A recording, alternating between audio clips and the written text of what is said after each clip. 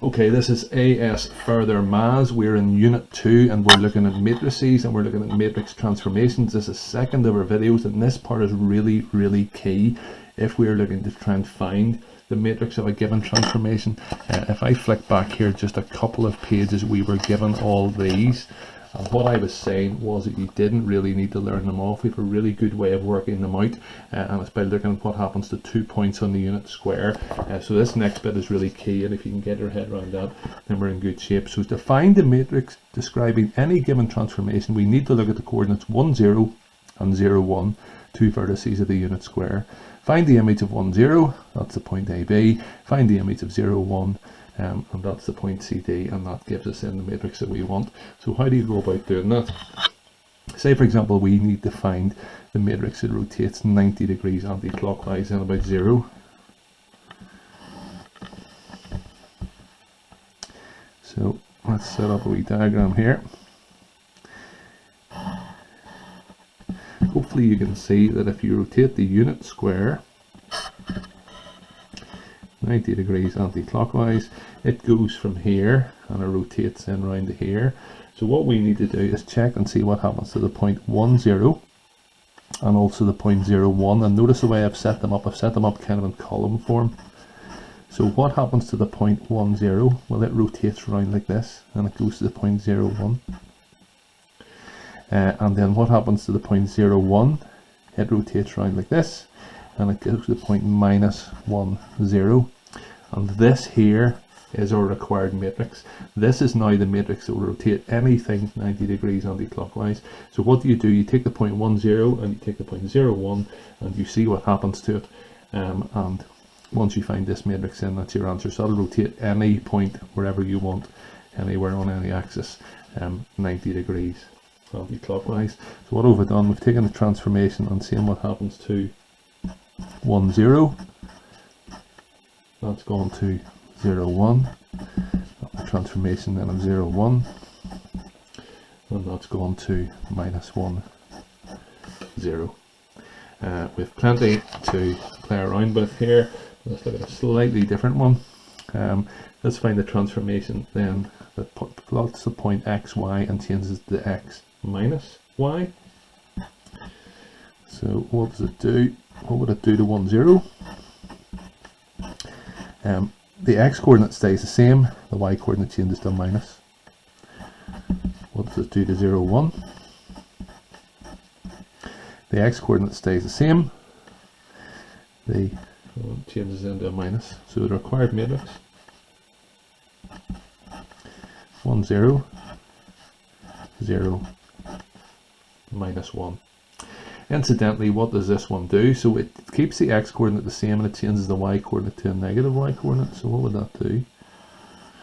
Keeps the x coordinate the same and then the y turns into a negative. So where would that go? It would down there.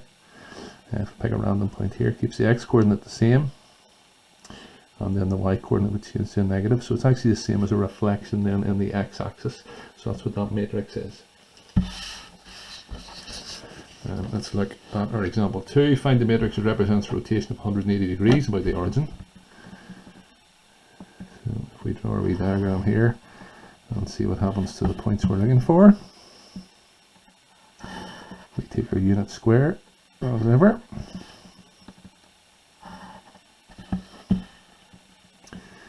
Not brilliantly drawn, but you'll hopefully forgive me, and we want to see what happens to this point and we want to see what happens then to this point.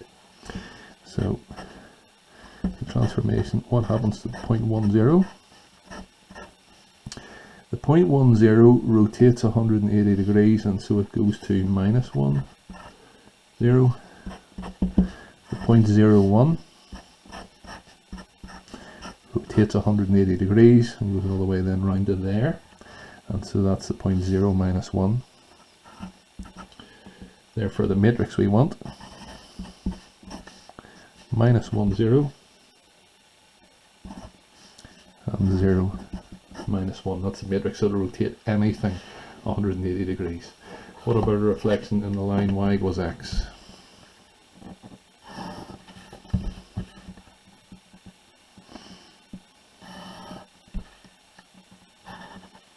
reflection of the line y equals x. I hope most people can see that the square is just going to say where it is, but it's going to kind of flip around. So this point's going to go up to here, and this point's then going to go up to here. So what happens to the point 1, 0? 1, 0, reflection of y equals x goes to there. So we'll go to 0, 1. And what happens to 0, 1? It goes into 1, 0. So the required matrix is 0, 1, 1, 0. One that represents an enlargement scale factor 3.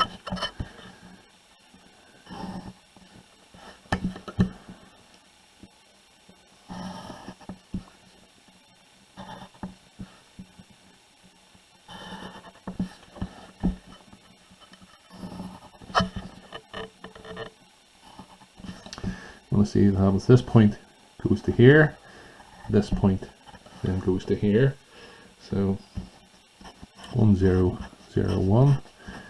Where does it go to? 1, 0 goes to 3, 0. And 0, 1 goes to 0, 3. The way to represent it is with our transformation. 1, 0 goes to 3, 0. 0, 1 goes to 0, 3.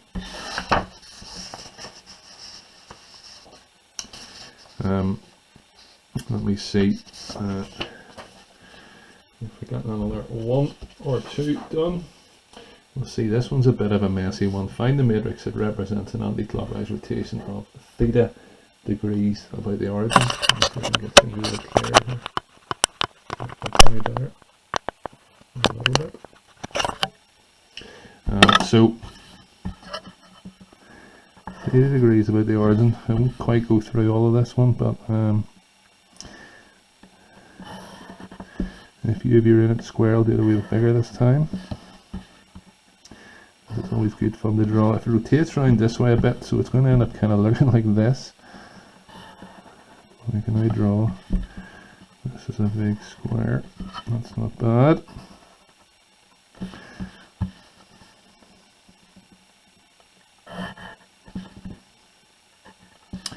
And I guess we want to see what is going to happen to the point 1, 0. And we want to see what is going to happen to the point 0, 1. The point 1, 0 is going to here, where this is theta degrees. If you set up a wee right angle triangle, that distance there is 1, because there's your unit square, and if you mess around with it, you'll realize that the new coordinates then are this length here, which is of course cos theta. If you do SOHCAHTOA over it, it'll work out. And then this one's going to be sine theta. This point here goes to here, so that's again a wee bit messy. That's a theta there, and if you mess around then with this wee right angle triangle here, that distance there is 1, that's your right angle triangle. So the x coordinate is going to be this length, only a negative going this way, and the y coordinate is going to be this distance here. So it's kind of similar to the other one, so it's minus sine theta cos theta.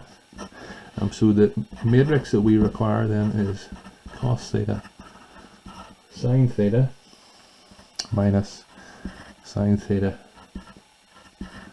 cos theta. So a fairly tough one to come up. We get some sort of form of that, I think, in the formula booklet.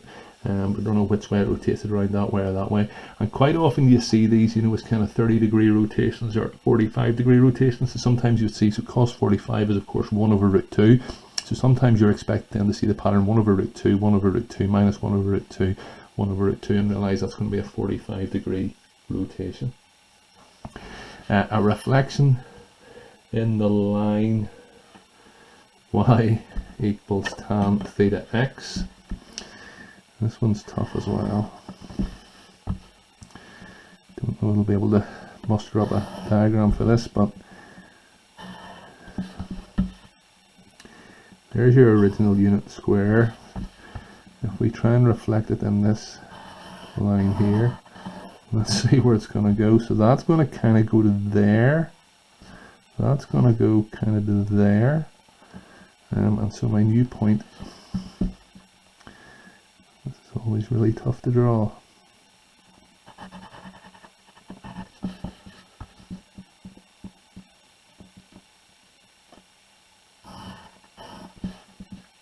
It looks a little bit like this,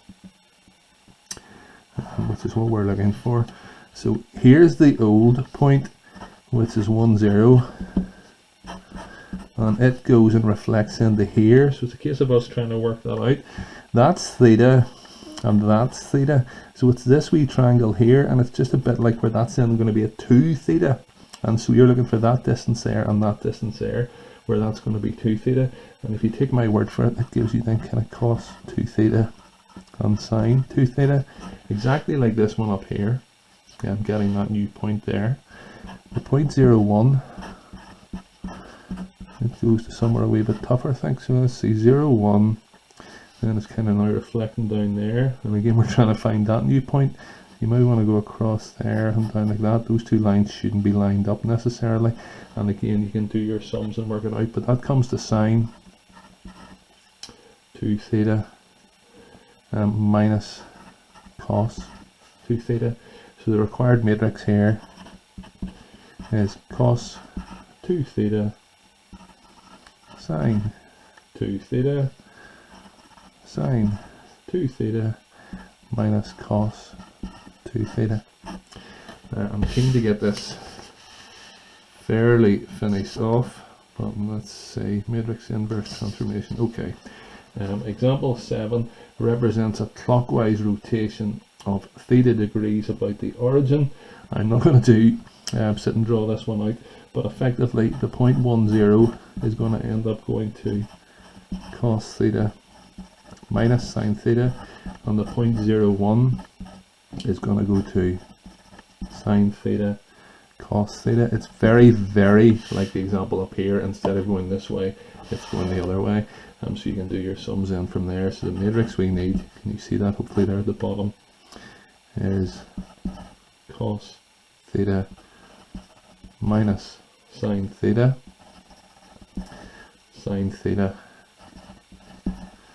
cos theta. And so it's kind of being rotated instead of that. So the square starts up here and moves down this way a bit rather than going the other way.